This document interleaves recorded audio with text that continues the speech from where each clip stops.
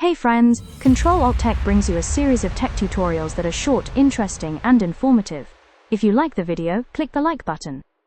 Click the bell icon to subscribe for our videos.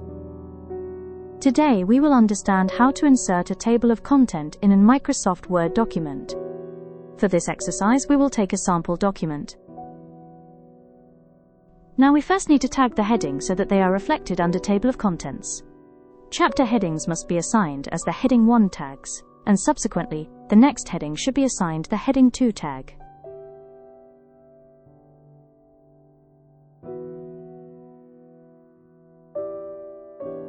Now, go to the position where the table of contents is to be placed. Then, go to the References menu, and select the Table of Contents option, and then one of the options. There we go, we have now successfully inserted the table of contents. The text and its page numbers get automatically updated as we go on editing the document. Thank you for watching this video. Please like this video, and subscribe to our channel.